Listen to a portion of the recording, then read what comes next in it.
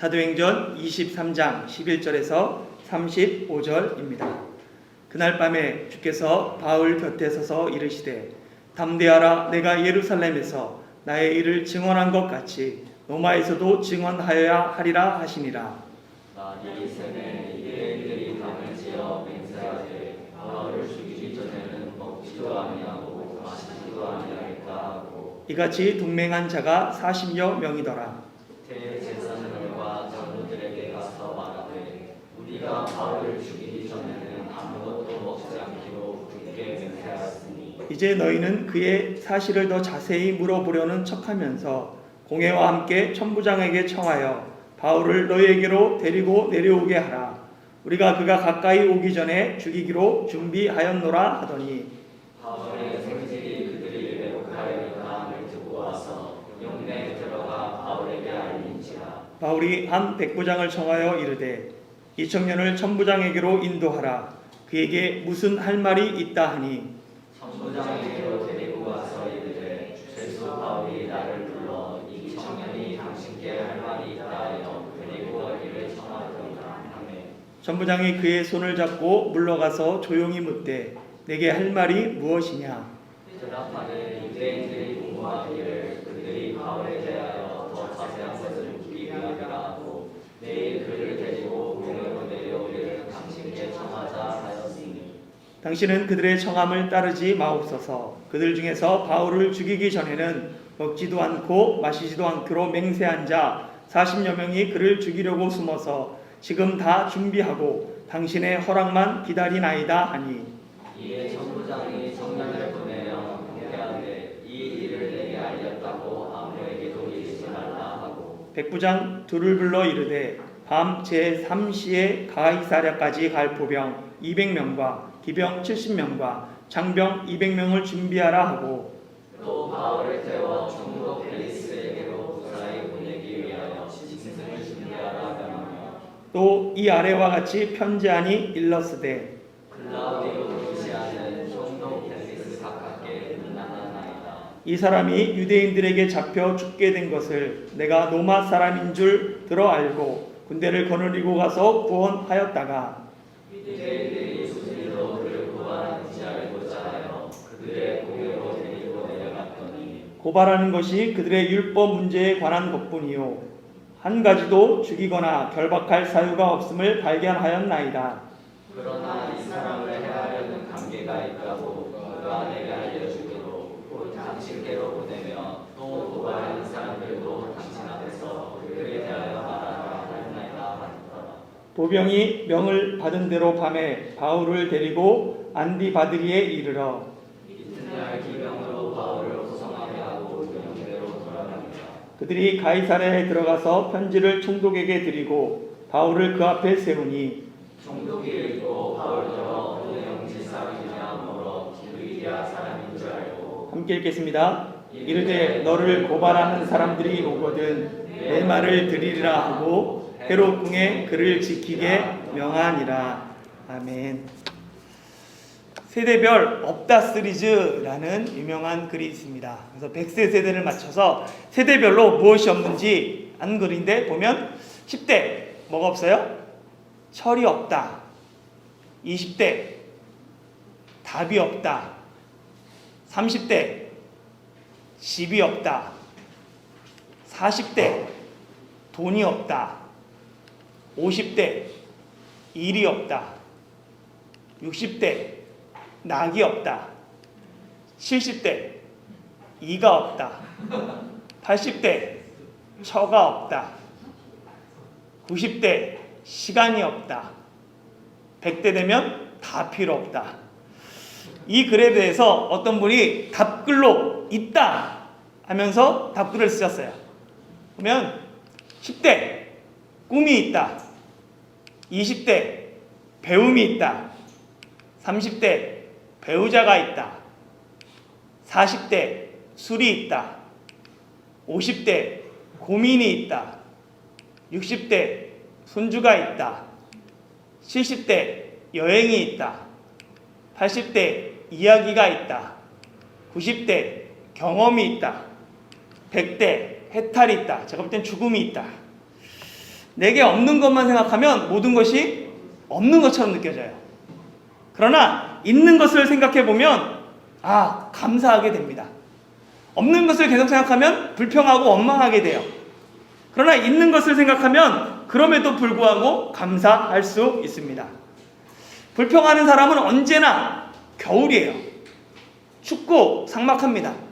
그러나 감사하는 사람에게는 그 상황이 언제나 봄날, 따뜻한 봄날이 되는 거예요.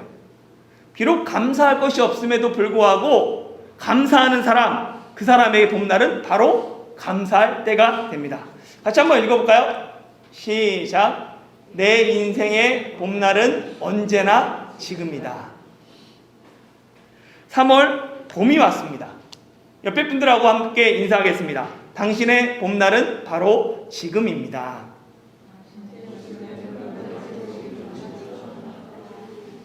언제 봄날이 된다고요? 감사할 때. 여러분들이 지금 상황에서 감사하면 지금이 바로 봄날입니다. 예수님을 만나기 전 사도 바울은 세상이 볼 때 잘 나가는 사람이었어요. 시브리인 중에 시브리인이었고 율법으로는 바리새인이었으며 열심으로는 교회를 박해하고 율법의 의로는 흠이 없는 사람이었습니다. 길리기아의 수도인 다소에서 태어났으며 다른 사람들이 다 부러워한 로마 시민권을 나면서부터 가진 사람이에요. 출생 배경뿐만 아니라 교육도 학벌에 있어도 누구에게도 뒤지지 않았습니다. 요즘 말로 하면 금수저 물고 태어나서 당대 최고의 대학에서 공부한 앞길이 구말리 같은 시온의 대로가 펼쳐진 사람이에요. 그런 바울이 예수님을 만난 후 지금까지 쌓았던 모든 스펙을 배설물로 여깁니다. 그리고 오직 예수님만 전해요. 바울은 예수님을 만난 후 평탄대로가 펼쳐진 게 아니에요. 오히려 고난의 길이 펼쳐집니다. 이는 예수님이 처음 바울을 만나셨을 때 이미 예고한 말씀이에요. 그가 내 이름을 위하여 얼마나 고난을 받아야 할 것을 내가 그에게 보이리라. 그 예고 이후로 계속해서 바울은 반대와 비난, 박해와 죽음의 위협 속에 살아가게 됩니다. 왜 바울은 세상에서 잘 나가는 삶을 스스로 포기하고 예수님을 증언하는 삶을 살았을까요? 누구나 다 되고 싶어하는 삶, 부러워하는 삶, 그 삶을 배설물로 여기고 오히려 고난의 길을 걸어갔을까요? 바울에게는 부활의 소망이 있었기 때문입니다. 죽은 자의 소망, 부활이 있었기에 어떤 어려움 속에서도 목숨을 걸고 하나님 나라를 전파하며 담대히 복음을 전했습니다. 때로 옥에 갇히기도 했고 40에 하나 감함에 39대에 대한 채찍질을 5번 맞았으며 3번 태장에 맞고 1번 돌에 맞고 3번 파선하고 여러 번 굶고 춥고 헐벗었으며 죽을 뻔했습니다. 이 모든 것이 바울에게는 자랑이 되었어요. 우리의 자랑은 무엇입니까? 맛있는 음식을 먹고 좋은 차를 타고 좋은 집에 사는 것, 좋은 대학을 나오고 좋은 일자리를 구하고 자녀들이 좋은 대학에 진학하고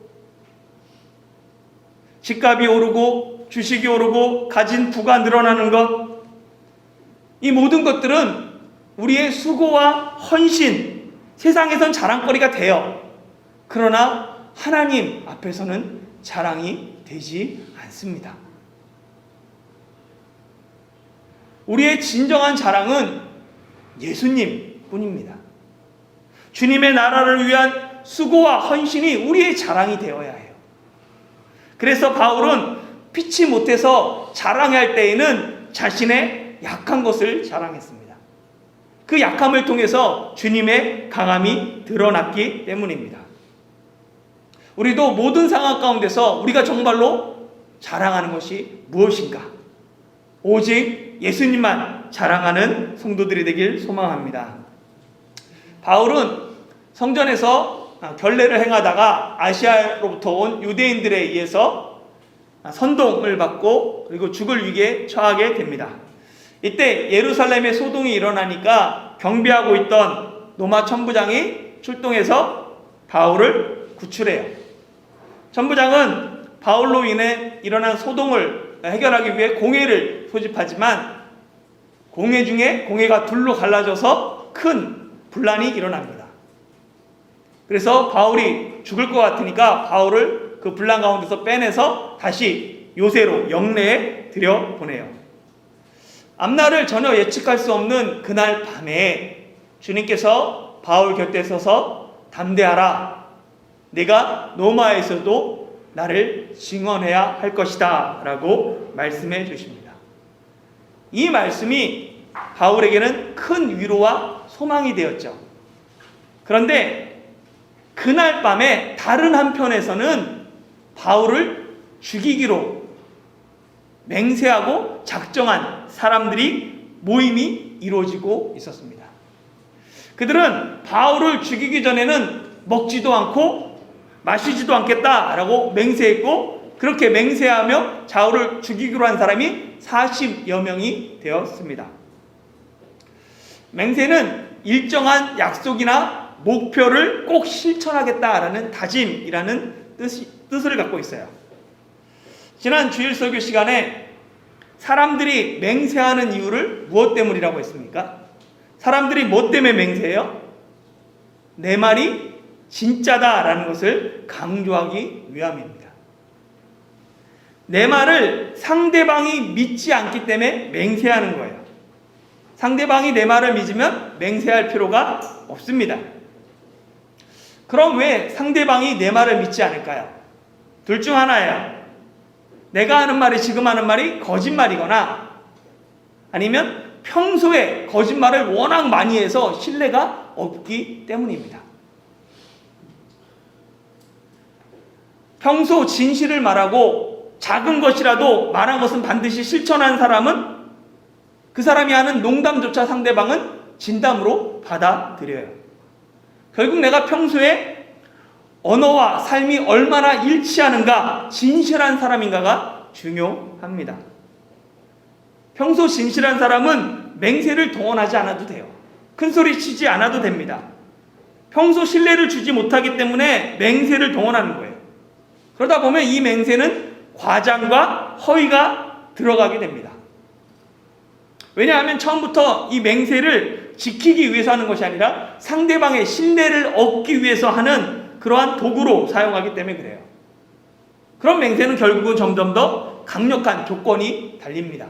내 말이 사실이 아니면 내 손에 장을 지지겠다, 내 성을 갈겠다, 이런 식으로 말을 하게 되죠.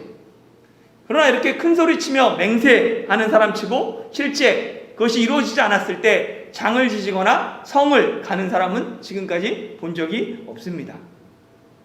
오늘 본문에 등장한 이 맹세한 사람들도 마찬가지예요. 그들은 너무나 화가 나서 울분을 참지 못해서 바울을 죽이기 전에는 먹지도 마시지도 않겠다라고 맹세했어요. 그러나 바울이 죽지 않았죠. 그렇다면 실제 그들이 맹세를 실천해서 굶어 죽어야 하는 거예요. 그러나 그들은 그렇게 하지 않았습니다. 이처럼 과장된 맹세나 자신이 책임지지 못할 맹세는 하지 말아야 합니다.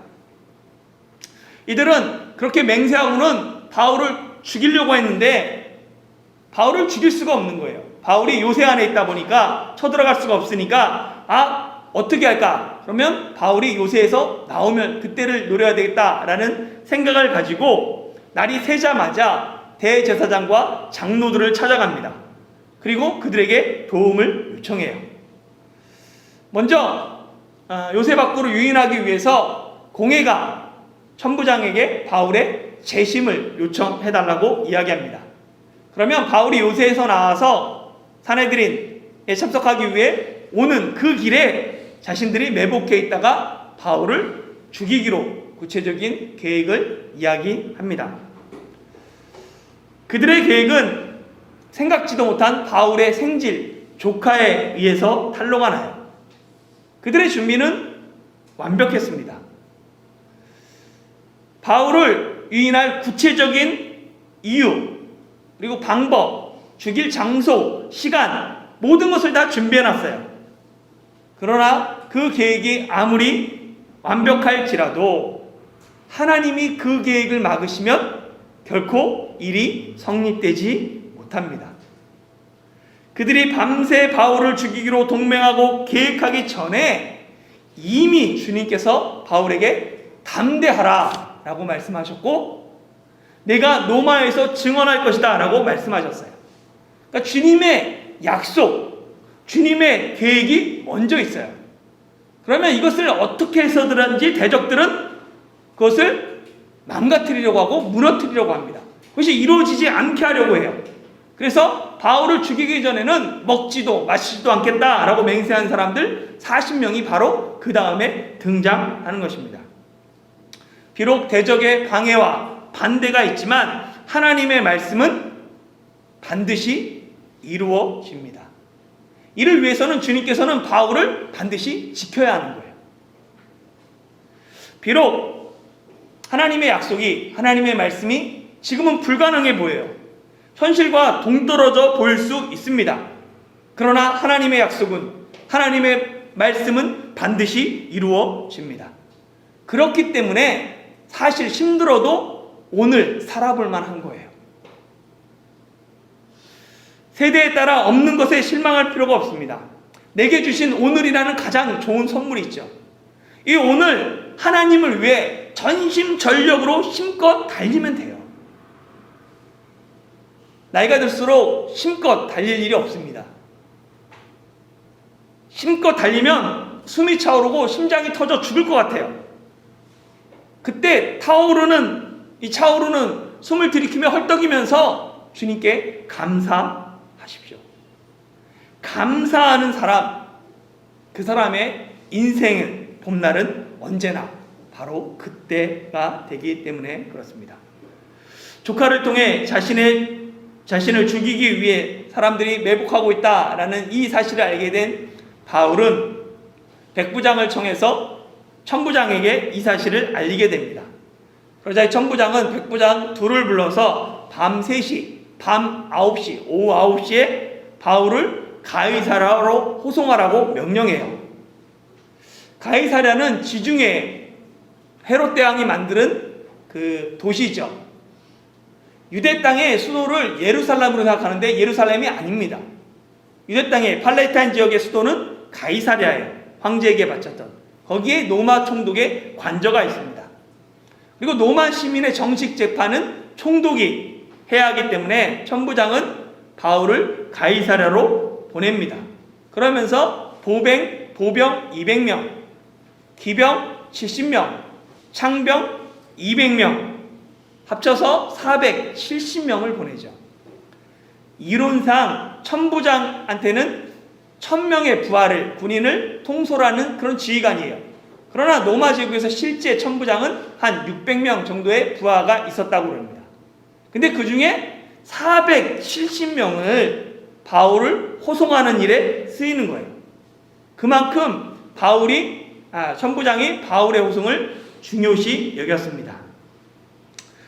천부장의 명을 따라 로마 군대는 밤에 바울을 데리고 안디바드리로 갑니다. 여기 보면 예루살렘이 여기 있어요. 그리고 저 위가 가이사랴입니다. 여기가 가이사랴예요. 그리고 중간에 여기가 안디바드리입니다.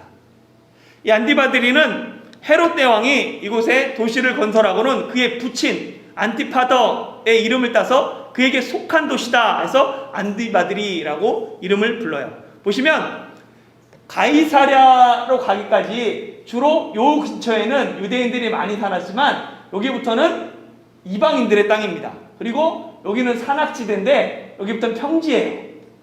그러다 보니까 좀 안전하기 때문에 이때 기병만을 놔두고 보병과 창병은 여기서 돌아가고 기병이 가이사랴까지 바울을 호송하게 됩니다.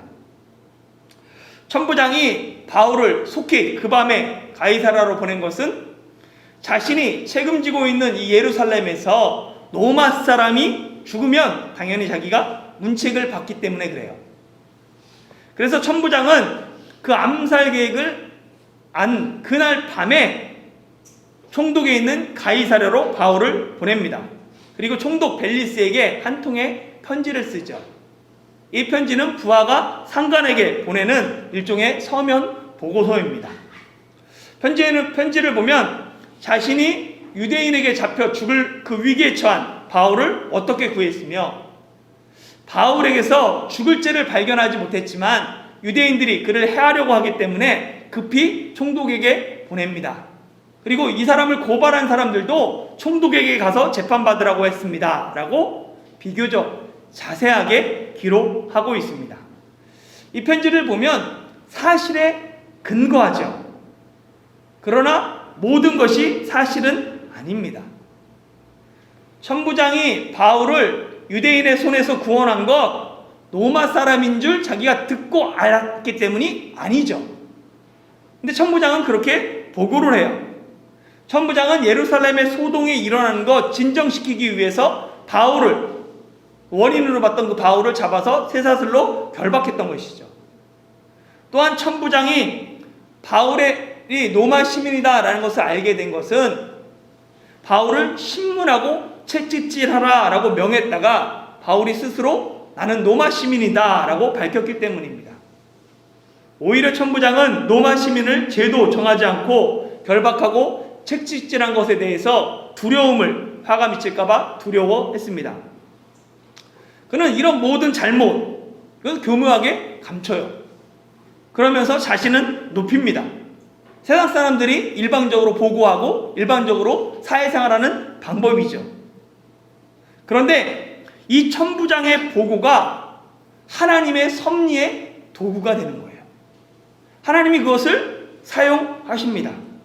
천부장은 자신의 허물, 잘못은 감추고 이 보고서를 작성했는데 결국 이로 말미암아 바울이 구원을 받게 되고 유대인의 손에서 보호가 받게 됩니다.